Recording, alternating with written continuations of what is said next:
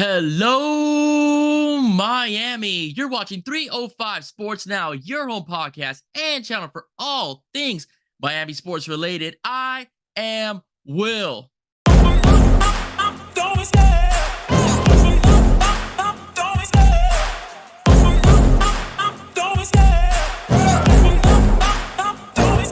I love the chase and the hunt, and I set the pace when I'm running. I always take what I want and I always give it 100. Don't need a bank, no, I'm funded. Play the game like it's nothing. I'm always thankful for something. Don't take for granted, stay humble. Now wake up! It's time to look at the enemy. Look in the mirror if he is no friend to me. Good afternoon, everybody. Have a happy Tuesday. It is a very happy Tuesday as your Florida Panthers are the Stanley Cup World Champions, right? The Florida Panthers have won their first Stanley Cup in their 30-year history of a franchise in the National Hockey League.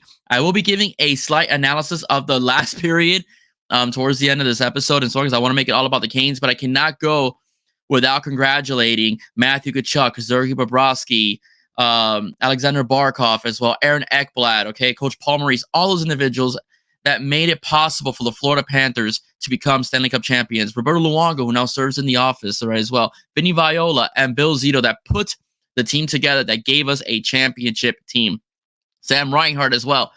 I can go on and on about this team, okay, but I'm very happy, and I'm going to be giving an analysis of the third period after the game is mostly towards the end of the episode. I always get tongue twisted every so often. I have to stop trying to be so fast when I speak. But the bottom line is, very happy. I will be giving my perspective. But I want to say just a few things, man. All right, Hurricanes, all right? They just keep fishing, man. That fishing rod is just going. It's going. They're reeling them in, man. As this past weekend, they get two major big dogs, all right, from Central High School, right? Yes, the Central High School, the dominant powerhouse here in South Florida. They pick up Ezekiel Marcelin, okay, the linebacker, middle and outside linebacker out of Central, and they also pick up free safety Amari Wallace. I'm going to go first to talk about Ezekiel Marcelin, as Ezekiel Marcelin is listed as a 3-star, and I'm going to tell you why I think that's the case. He's at 6 feet tall, 190 pounds. He is the 47th best linebacker in the country, and he's the 61st best player in the state of Florida. In 2023, all right, he had 109 total tackles, 19 tackles for loss, and 12 sacks. One of the main reasons why I do think he's a 3 and not a 4-star is because the fact he's probably, the way they're measuring him at the moment, he's a little bit undersized for his position if he was to enter college football today. If you notice, some of the guys Miami's picked up or looking to pick up, they're within that 220, 230 range. Guys like Elijah Melendez, Gavin Nix, okay, those are big guys, and they have, they're 4 or 5 stars because the fact they fit the measurable of what they're looking at as far as how they look at these young men. And at the moment, Ezekiel is just a tad bit undersized, but that doesn't mean that he's going to be, okay? He could put up some muscle his senior year because he still has one more year to play over at Central, right? But if you look at his huddle video, he's very unique because you look at guys in many cases when they do these videos that they're going in, head hunting, they're tackling and they're smashing and they're collapsing and so on. His huddle video is slightly different as it shows more his patience, I will say, than his unabated aggression in terms of making tackles and making plays. And I'll explain why in a minute, because first things foremost, the one thing I do like about this young man, he's got that Cam Pruitt where he could play, you could put him, at a middle linebacker position, but you could use him in blitzing situations because he's a middle linebacker, which could stop the run and so on, but he's also be outside linebacker, which can be used to blitz and blitz packages, and also, even if anything, even in pass coverage as well. He's very quick. He's got good closeout speed. He could chase down your running back. He's very fast, right? He's very fast. He could chase down running backs. He could chase down slot receivers depending on their speed as well. No, that's easy to say, but depending on their speed as well. But he can go sideline to sideline. So he could be on one end of the field and go to the other end of the field, and he could still make a solid tackle and make a very productive play for his team. All right, as well. As I mentioned, he could be used on blitzes. Okay, he's very good at timing blitzes. You see in the huddle videos. He's very good at getting to the quarterback. He's very good at avoiding blockers as well. He knows how to make plays. The one thing I do like about this young man is his football IQ. And that's where I say that in the huddle video, it shows that he's patient because he doesn't bite on a lot of play action. He likes to observe what's going on around him before he makes the play. And in some cases, that may make you a step too late. But in his case, it makes him effective because he's quick enough. He has confidence his closeout speed and his ability to make a tackle on time, that he knows that he can take a little bit of a split second to see if the quarterback is heading the ball off to the tailback, or he's going to keep it and go for a pass or go for a draw, whatever the case would be. So that's the one thing I like about Ezekiel Marcelin. He's a very intelligent linebacker as well. Can tackle, great footwork as well. So those are things that bring Marcelin to the table. Great at stopping the run. Put the guy on 4th and 1. Although he's listed at 190, small for the stature of college football. Once he bulks up and gets bigger, he's going to be a nightmare for a lot of running backs, for a lot of offensive linemen as well. He can make a tackle, not afraid to wrap up, not afraid to bring down as well. He's not just going to go for the big hit. He could go for the big hit. He will hit you hard. He's got strong shoulders and so on, but he will make sure he wraps you up and takes you down.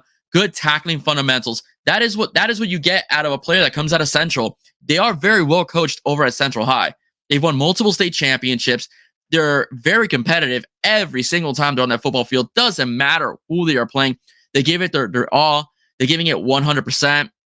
They're just dogs. Those kids are just flat out beasts when they play football. And Ezekiel's no different. Ezekiel plays for a very solid school, one of the top programs in the country as well. And I'm looking forward to seeing him in guarding the orange and green, man, because he's going to be a very solid Miami Hurricane. We already got Elijah Menendez. Okay. We are crystal balled and waiting for, hopefully on commitment watch, which is Gavin Nix, which is the linebacker that I was talking about, that he's 6 feet tall, but he's in the 220 range, which is what, Mark Cristobal likes. But again, Ezekiel Marcelin, when he gets bigger, he's going to probably earn his 4-star. He's a solid linebacker. There's a lot of good linebackers in this class as well, as far as you look at it. Okay, you had Montrez Walker, who committed to another school, but he was slightly on Miami's radar for a bit.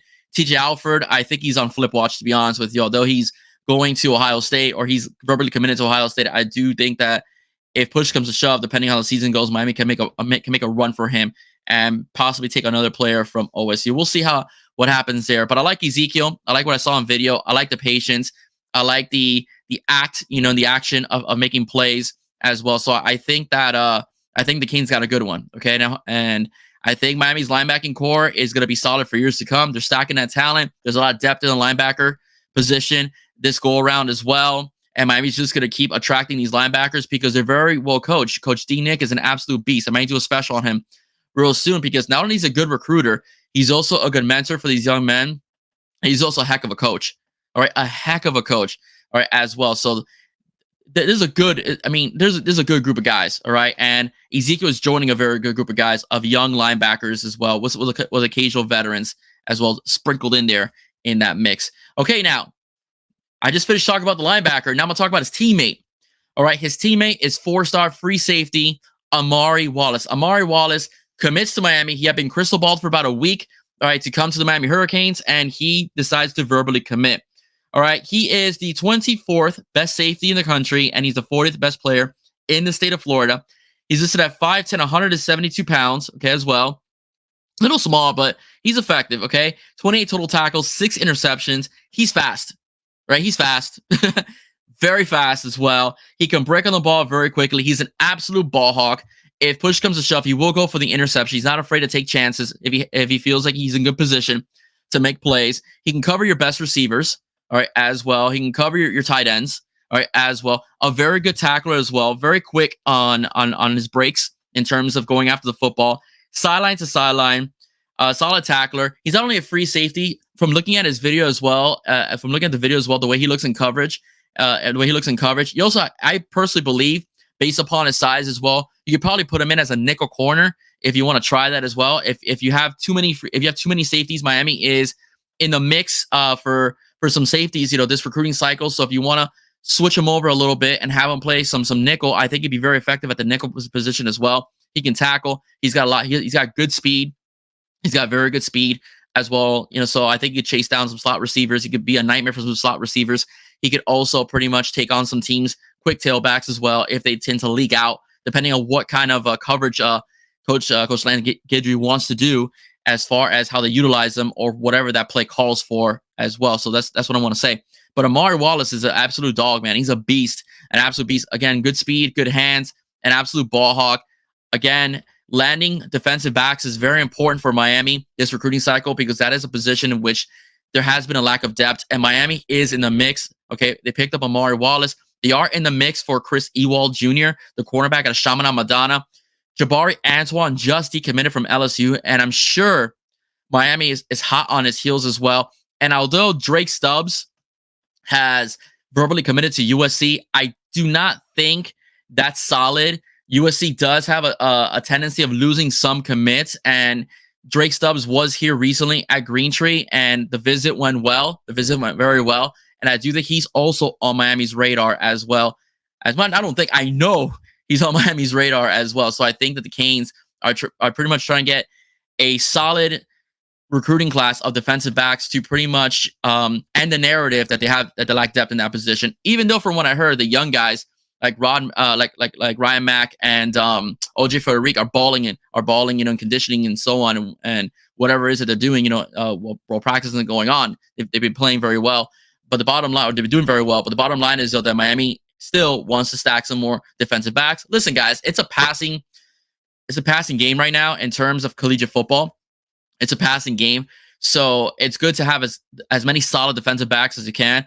Pass rush is very important. It all starts with your front four and your front seven, but I do believe that it also makes it a lot easier if you have a very dominant defensive backfield as well. Okay, so again, Ezekiel Marcelin, great get. Amari Wallace, great get as well. Very happy the Canes were able to land those commits.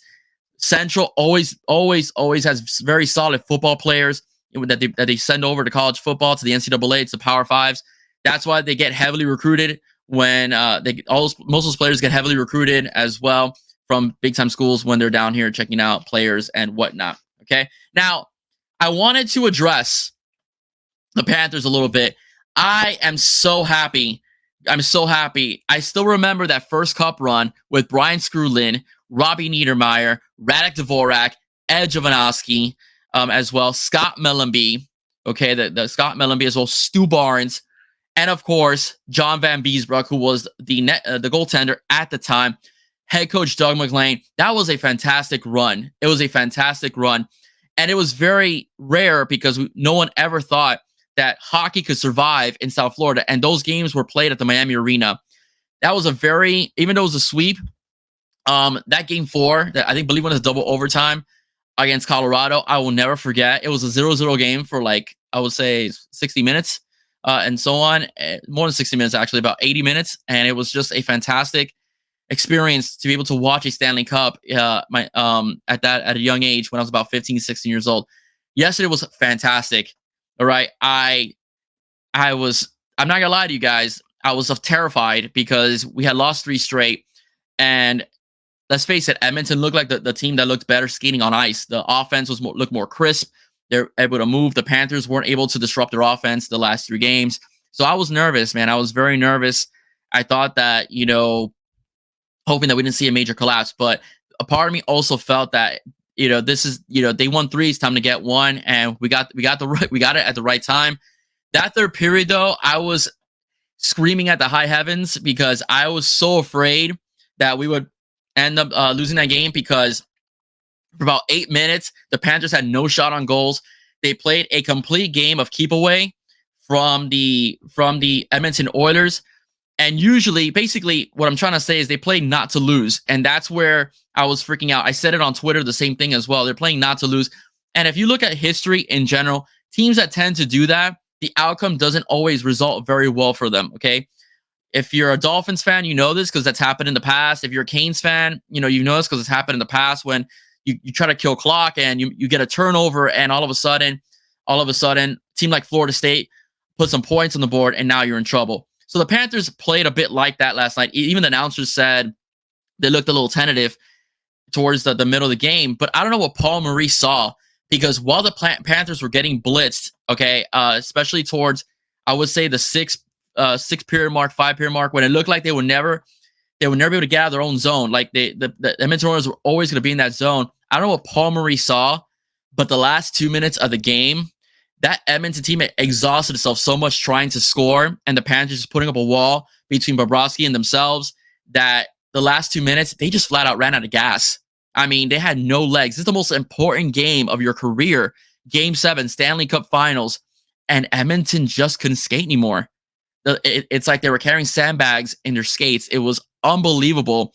what happened, the Panthers at the end just were able to take the puck away, and it became smooth for the Panthers. I would say the last 90 seconds of the game, as far as protecting the net and as far as taking Edmonton completely out their game. So listen, I'm not a coach. All right. I'm not a coach. I'm not a hockey player by nature, but I'm glad it worked out in our favor. And I'm glad that Paul Maurice, who has 30 plus years of hockey experience, was able to see that, what a lot of fans aren't able to see. And it worked to fruition as the Florida Panthers get a 2-1 victory against a very, very strong Edmonton Oilers team with a 3-time, MVP. And of course, Connor McDavid did win the Hart Trophy again. I'm sorry. Won the Conn Smythe Trophy. Almost said Hart Trophy. Won the Conn Smythe Trophy because of his play throughout the whole entire playoffs, right, as well. Congratulations, Panthers. Congratulations again to all of you, to Paul Maurice and Sergei Bobrovsky, the entire organization, Matthew Tkachuk, Sam Bennett, all those guys. Great job. It was an end to a very, very beautiful season. I'm going to enjoy the parade because I will be there. All right, ladies and gentlemen, that's it for me. If you like what you heard, please do not forget to like, share, and subscribe to 305 Sports Now. Once again, I am Will. Stay safe. God bless. God bless. See you soon, guys. Bye-bye.